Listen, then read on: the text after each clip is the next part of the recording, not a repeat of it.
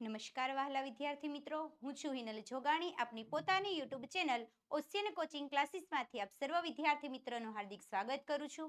ધોરણ 9માં ભણતા વહાલા વિદ્યાર્થી મિત્રો, જેમ જેમ દ્વિતીય સત્રાંક પરીક્ષા નજીક આવી રહી છે એમ પરીક્ષાની તૈયારી કરવા માટે, એટલે કે તમારી મહેનતમાં રંગ પુરાવવા માટે તમારી સમક્ષ આજે વિકાસ પરીક્ષા લક્ષી અસાઇનમેન્ટ જે દ્વિતીય પરીક્ષા માટે મોસ્ટ આઈએમપી છે એનું સંપૂર્ણ સોલ્યુશન લઈને આવી ચૂકી છું.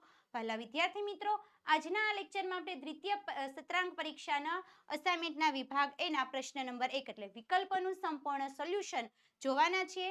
તો શરૂ કરીએ આપણે સોલ્યુશન.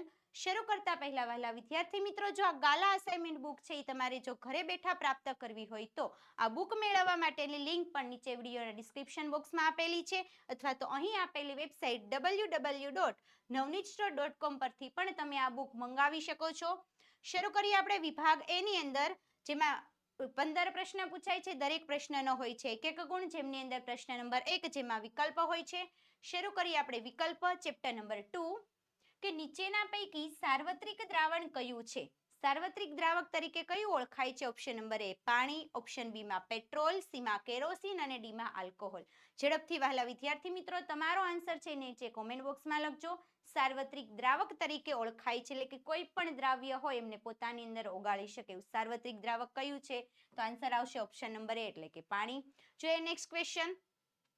નીચેના મિશ્રણો, એટલે આપણને મિશ્રણો આપેલા છે, પૈકી સમાંગ મિશ્રણો કેટલા છે તે જણાવવાનું છે. સમાંગ મિશ્રણ એટલે કોઈ પણ ઘટક છે એ અલગ પડતો જોવા મળતો નથી. એક તો આપેલું છે સોડા વોટર, ત્યાર પછી લાકડું, હવા, જમીન, સરકો એટલે કે વિનેગર અને ગાળેલી ચા. અહીં જે કંઈ પણ ઉદાહરણો આપેલા છે એમાંથી સમાંગ મિશ્રણ કયા છે આપણે ઓળખીએ. તો પહેલું તો શું આવશે? Soda water. ત્યાર પછી આવી શકે છે હવા, એમના પછી આવે છે સરકો અને ગાળેલી ચા. તો આ ચારે ચાર પ્રકારના મિશ્રણ છે કેવા છે? સમાંગ મિશ્રણ. એટલે આપણો આન્સર આવશે ઓપ્શન નંબર બી 4. આગળ જોઈએ નેક્સ્ટ પ્રશ્ન નંબર 3.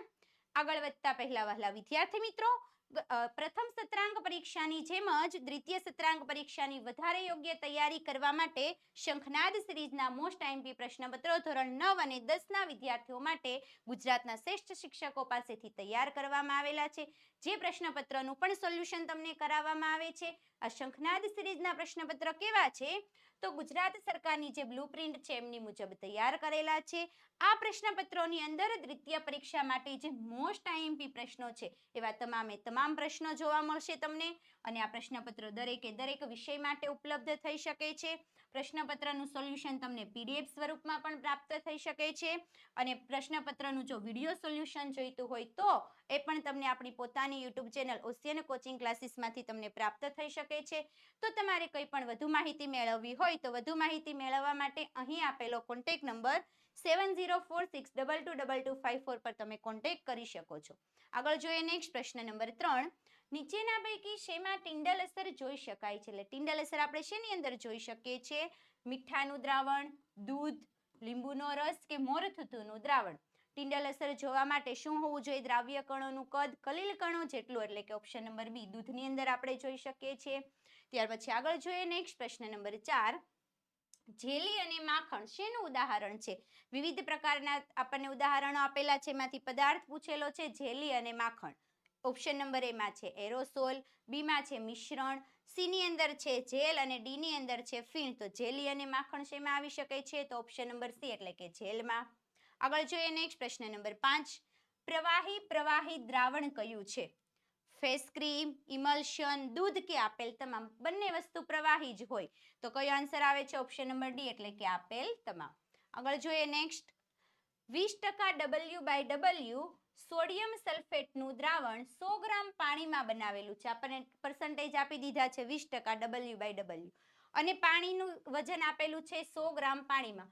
તો આ દ્રાવણની અંદર સોડિયમ સલ્ફેટનું દળ શોધો. સોડિયમ સલ્ફેટનું દળ કેટલું હશે? તો આપણે શોધીએ. પહેલા તો આપણને કેટલું આપ્યું છે?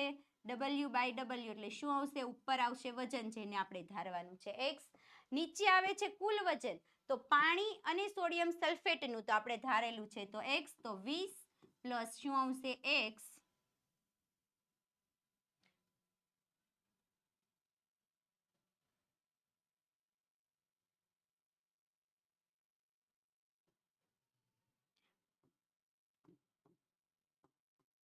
ધારેલું છે x છેદમાં કુલ દળ કુલ વજન ગુણાકારમાં શું આવશે 100. હવે W/W કેટલું આપણને આપી દીધું છે 20 આપેલું છે, કિંમત મૂકીએ 20 બરાબર x. કુલ કેટલું છે પાણીનું આપણને કેટલું આપેલું છે 100, તો 100 + x ગુણાકારમાં 100.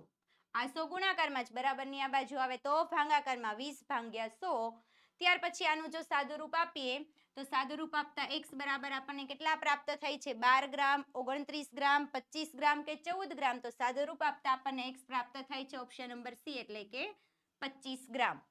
તો આપણો આન્સર કયો આવશે ઓપ્શન નંબર સી 25 ગ્રામ આન્સર આવી શકે છે. કેવી રીતે શોધવાનું? કુલ નીચે મૂકવાનું છે તો પાણીનું તો હોય, સાથે સાથે આપણે સોડિયમ સલ્ફેટ ઉમેરીએ છીએ, કુલ વજન થાય એટલે 100 + કુલ વજન આપણે શોધવાનું છે એટલે પ્લસ x લેવાનું છે.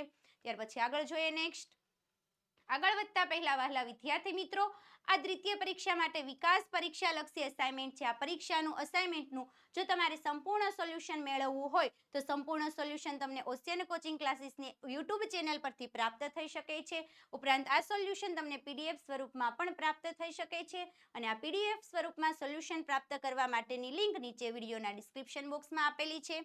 આગળ જોઈએ નેક્સ્ટ પ્રકરણ નંબર 4. નીચેના પૈકી કયો કણ પરમાણુના કેન્દ્રની અંદર નથી એવું પૂછેલું છે. પરમાણુના કેન્દ્રમાં છે નથી પૂછેલું છે. કયો કણ જોવા મળતો નથી? પ્રોટોન, ઇલેક્ટ્રોન, ન્યુટ્રોન કે આપેલ તમામ. તો આમાંથી કયો કણ નથી? તો આન્સર આવે છે ઓપ્શન નંબર સી એટલે ઇલેક્ટ્રોન. જ્યારે પ્રોટોન અને ન્યુટ્રોન આ બંને કણો પરમાણુના કેન્દ્રમાં જોવા મળે છે. આગળ જોઈએ નેક્સ્ટ પ્રશ્ન નંબર 2.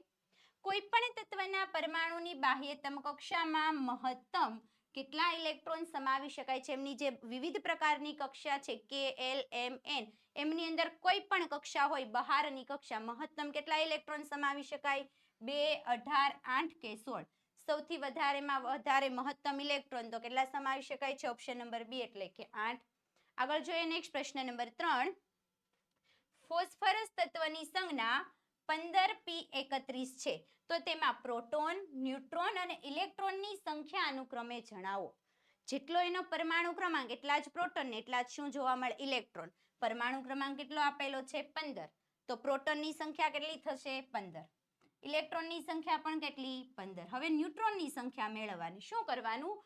તો ઉપરનો જેનો દળ છે એમાંથી ક્રમાંક બાદ કરવાનો તો 31 - 15. કેટલો આન્સર આવશે? જે આન્સર આવે એ શેની સંખ્યા દર્શાવે છે? ન્યુટ્રોનની. તો 31 માંથી 15 જાય તો કેટલો આન્સર આવે છે? 16. તો ન્યુટ્રોનની સંખ્યા કેટલી થશે? 16. આ ઓપ્શન ક્યાં છે? 15, 16 અને 15.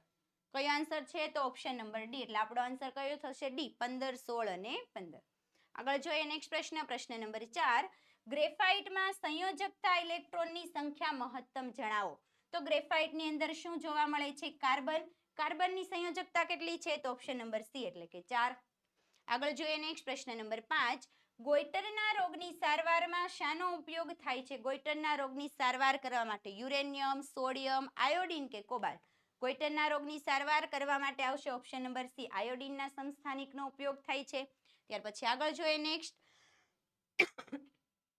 ક્લોરીન માઇનસની ઇલેક્ટ્રોન રચના જણાવો. એટલે અહીંયા ક્લોરીન આપણને આયન સ્વરૂપે આપેલો છે તો ક્લોરીનની ઇલેક્ટ્રોન રચના શું થશે? ક્લોરીનનો પરમાણુ ક્રમાંક 17 છે એટલે ક્લોરીનની ઇલેક્ટ્રોન રચના થાય છે 2, 8, 7. પરમાણુ ક્રમાંક 17 એટલે માઇનસ છે એટલે શું કરે છે? એક ઇલેક્ટ્રોન મેળવે છે. ઋણ આયન આપણને દર્શાવેલો છે તો એક ઇલેક્ટ્રોન મેળવે એટલે ઇલેક્ટ્રોન રચના કેટલી થાય? 2, 8, 8. એટલે આન્સર કયો આવશે? Option number C. જો ફક્ત ક્લોરીન પૂછેલું હોત તો કયો આપણો આન્સર આવત? ઓપ્શન નંબર એ એટલે કે 2, 8, 7. આગળ જોઈએ નેક્સ્ટ પ્રશ્ન નંબર 7 પ્રકરણ નંબર 5 જેનો પહેલો પ્રશ્ન કે કઈ અંગિકા છે કોષનું શક્તિ ઘર છે? એટલે કોષની અંદર શક્તિ ઉર્જા આપવાનું કામ કરે છે તો એક જ અંગિકા છે. કઈ અંગિકા આવશે? ઓપ્શન નંબર બી એટલે કે કણાભસૂત્ર.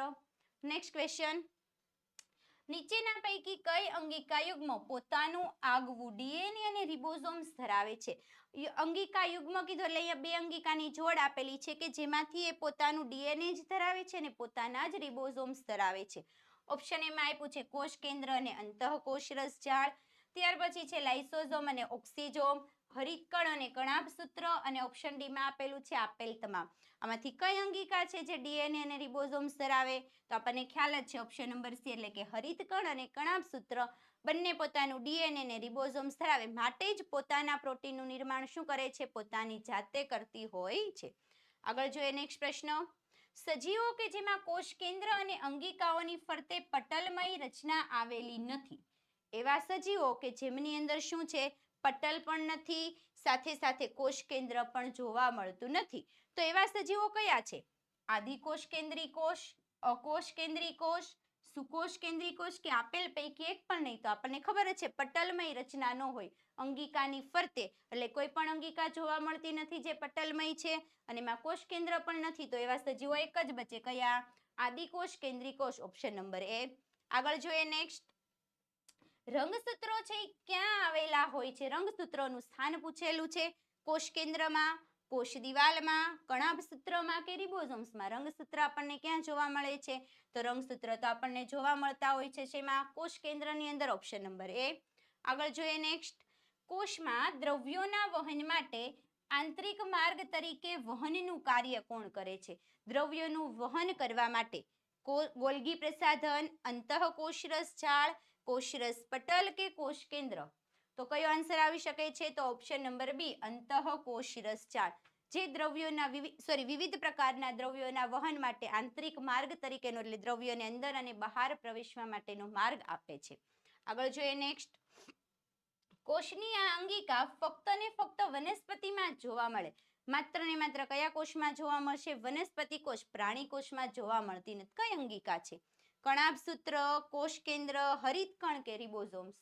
કઈ અંગિકા હશે? તો આન્સર આપણને ખબર જ છે, ઓપ્શન નંબર સી, હરિતકણ. હરિતકણ ધરાવે છે, માટે જ વનસ્પતિ પ્રકાશ સંશ્લેષણની પ્રક્રિયા દ્વારા શું કરે છે? પોતાનો ખોરાક પોતાની જાતે બનાવે છે, જ્યારે પ્રાણીઓને તો ખોરાક જાતે બનાવવાનો નથી, માટે એમની અંદર હરિતકણ જોવા મળતું નથી. આગળ જોઈએ પ્રકરણ નંબર 6. કઈ પેશી સામાન્યપણે વનસ્પતિના અંગોને તૂટ્યા વગર નમ્યતા આપે છે? એટલે વનસ્પતિઓની અંદર નમ્યતા આપવાનું કાર્ય કરે છે. કઈ પેશી છે? મૃદુતક પેશી, સ્થૂલકોણક પેશી, દ્રઢોતક પેશી કે જલવાહક પેશી? વનસ્પતિના અંગોને નમ્યતા આપે છે અને સાથે સાથે તૂટતા પણ બચાવે છે. તો કઈ પેશી આવે છે? ઓપ્શન નંબર બી, એટલે કે સ્થૂલકોણક પેશી. આગળ જોઈએ નેક્સ્ટ. લિગ્નિનનું સ્થૂલન જોવા મળે છે. કઈ પેશીની અંદર લિગ્નિનનું સ્થૂલન હોય? લિગ્નિનનું સ્થૂલન છે એટલે એની કોષ દિવાલ કેવી હશે? જાડી હશે. તો સ્થૂલકોણક પેશી, દ્રઢોતક પેશી, અન્નવાહક કે હરિતકણોતક? તો એક જ છે, દ્રઢોતક પેશી, ઓપ્શન નંબર 2. એમની કોષ દિવાલ પણ જાડી હોય છે અને એમના કોષો પણ કેવા હોય છે? મૃત અવસ્થામાં હોય છે. આગળ જોઈએ નેક્સ્ટ. કયા રસાયણનું સ્થૂલન છે એ છાલને હવા અને પાણી માટે અપ્રવેશશીલ બનાવે છે? એટલે કે વનસ્પતિની જે દિવાલ ઉપર છાલ જોવા મળે છે, એ છાલમાં કયું રસાયણ હોય છે કે જેના કારણે કોષની અંદર પાણી કે હવા બિલકુલ પ્રવેશી શકતા નથી? સેલ્યુલોઝ, સુબેરિન, લિગ્નિન કે પેક્ટિન? તો એમની અંદર એક જ રસાયણ હોય છે, છાલની અંદર પૂછેલું છે, એટલે કયો આવશે? ઓપ્શન નંબર સી, સુબેરિનનું. આગળ જોઈએ નેક્સ્ટ પ્રશ્ન નંબર 4. અરેખિત સ્નાયુનું લક્ષણ કયું છે? અરેખિત સ્નાયુ છે એ કેવા હોય? લાંબા, નળાકાર, એકકોષ કેન્દ્રી, લાંબા, ત્રાકાકાર અને એકકોષ કેન્દ્રી, ટૂંકા, નળાકાર અને બહુકોષ કેન્દ્રી, લાંબા, ત્રાકાકાર અને બહુકોષ કેન્દ્રી? અરેખિત સ્નાયુ પૂછેલા છે. અરેખિત સ્નાયુ તો લાંબા પણ છે, એટલે ટૂંકાવાળો ઓપ્શન નંબર સી તો નીકળી ગયો. એકકોષ કેન્દ્રીય છે એટલે ઓપ્શન એ અને બી રહ્યો, ડી પણ નીકળી ગયો. હવે આકાર બાકી, નળાકાર કે ત્રાકાકાર? અરેખિત છે, અરેખિતનો આકાર કેવો છે? નળાકાર, એટલે આપણો આન્સર આવશે, આપણો આન્સર આવશે ફરીથી લાંબા હોય છે અને એ કેવા હોય છે? બહુકોષ કેન્દ્રીય હોય છે, એકકોષ કેન્દ્રીય હોતા નથી, એટલે ઓપ્શન નંબર એ અને બી નીકળી જાય. આપણો આન્સર કયો આવે છે? ઓપ્શન નંબર ડી, લાંબા, ત્રાકાકાર અને બહુકોષ કેન્દ્રીય હોય છે, અરેખિત પૂછેલા છે માટે. આગળ જોઈએ નેક્સ્ટ. અસ્થિ પેશીના આધારકમાં જોવા મળતા મુખ્ય ખનિજ કયા છે? અસ્થિ પેશી છે એમની આધારકની અંદર કયા કયા પ્રકારના ખનિજ જોવા મળે છે? સોડિયમ અને ક્લોરાઇડ, સોડિયમ અને પોટેશિયમ, કેલ્શિયમ અને ફોસ્ફરસ કે આપેલ તમામ? પૂછેલું છે કઈ પેશી? અસ્થિ પેશી. અસ્થિની અંદર શેમાં જોવા મળે છે? આધારકની અંદર. તો આન્સર આવે છે ઓપ્શન નંબર સી, કેલ્શિયમ અને ફોસ્ફરસ. આગળ જોઈએ નેક્સ્ટ. અસ્થિ એ ખાલી જગ્યા પેશી છે. અસ્થિ પેશી છે કયા પ્રકારની પેશી છે? અધિચ્છદીય પેશી, સ્નાયુ પેશી, સંયોજક પેશી કે ચેતાપેશી? અસ્થિ પેશીનો સમાવેશ થાય છે ઓપ્શન નંબર સી, એટલે કે સંયોજક પેશીની અંદર. આગળ જોઈએ નેક્સ્ટ પ્રકરણ નંબર 9, કેપિટલ જી. જીનું મૂલ્ય પ્રાયોગિક રીતે સૌપ્રથમ કોણે મેળવ્યું હતું? એટલે જીનું મૂલ્ય મેળવનાર વૈજ્ઞાનિક કોણ છે? ન્યૂટન, આર્કિમિડીઝ, કેવેન્ડિશ કે ગેલિલિયો? તો આન્સર કયો આવે છે? કેવેન્ડિશ, ઓપ્શન નંબર બી. આગળ જોઈએ નેક્સ્ટ. મુક્ત પતન પામતા પદાર્થ મુક્ત પતન પામે છે એવા પદાર્થના વેગમાં 1 સેકન્ડમાં થતો વધારો. મુક્ત પતન પદાર્થ પામતો હોય. મુક્ત પતન એટલે શું? કે અમુક ઊંચાઈથી પદાર્થને એમ જ બાહ્ય બળ આપ્યા વગર છોડી દઈએ છીએ તો પદાર્થનો વેગ શું થાય છે? દરેક સેકન્ડ વધતો જાય છે. વેગ કેટલો વધે છે? 9.8 મીટર પ્રતિ સેકન્ડ સ્ક્વેર, 9.8 મીટર પ્રતિ સેકન્ડ, -9.8 મીટર પ્રતિ સેકન્ડ સ્ક્વેર કે -9.8 મીટર પ્રતિ સેકન્ડ. વેગની અંદર કેટલો વધારો થતો હોય છે?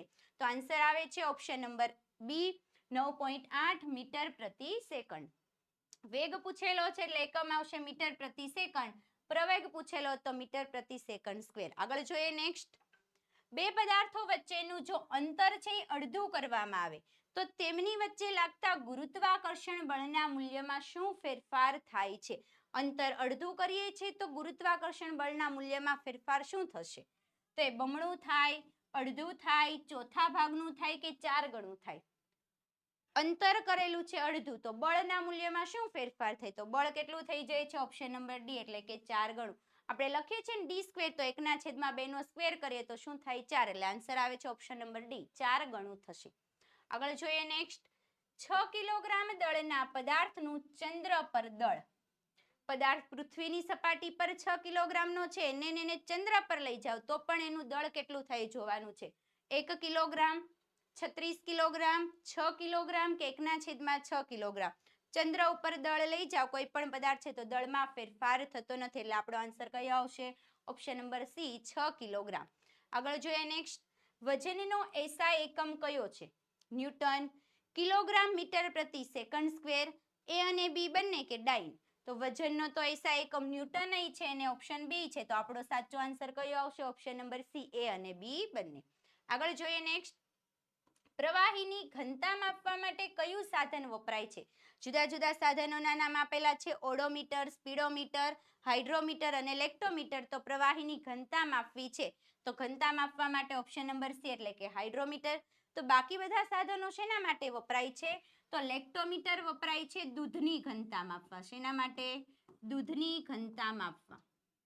જ્યારે ઓડોમીટર છે એ વપરાય છે એટલે અંતર માપવા માટે, કોઈ પણ વાહનનું અંતર માપવું હોય તો, અને સ્પીડોમીટર વપરાય છે સ્પીડ એટલે કે ઝડપ માપવા માટે.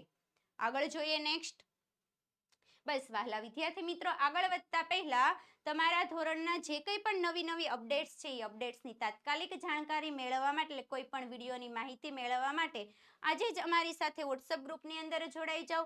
આ ગ્રુપમાં જોડાવવું કેવી રીતે? તો ગ્રુપમાં જોડાવવા માટેની લિંક નીચે વિડીયોના ડિસ્ક્રિપ્શન બોક્સમાં આપેલી છે, અથવા તો કોઈ પણ કોર્સને લગતી વધારે માહિતી મેળવવી હોય તો અહીં આપેલા કોન્ટેક્ટ નંબર 7046222254 પર કોન્ટેક્ટ કરી શકો છો. તો વહાલા વિદ્યાર્થી મિત્રો, આજનો આ સેક્શન એના વિકલ્પનું સંપૂર્ણ સોલ્યુશન અહીં પૂર્ણ થાય છે. ફરી મળીશું નેક્સ્ટ લેક્ચરમાં નેક્સ્ટ પ્રશ્નના સોલ્યુશન માટે. અસ્તુ, જય હિન્દ. અને જો અમારો આજનો આ વિડીયો પસંદ આવ્યો હોય તો તમારા જુદા જુદા મિત્રો સુધી શેર કરો, લાઈક કરો અને અમારી યુટ્યુબ ચેનલમાં નવા હોય તો આજે જ ચેનલને સબસ્ક્રાઇબ કરો.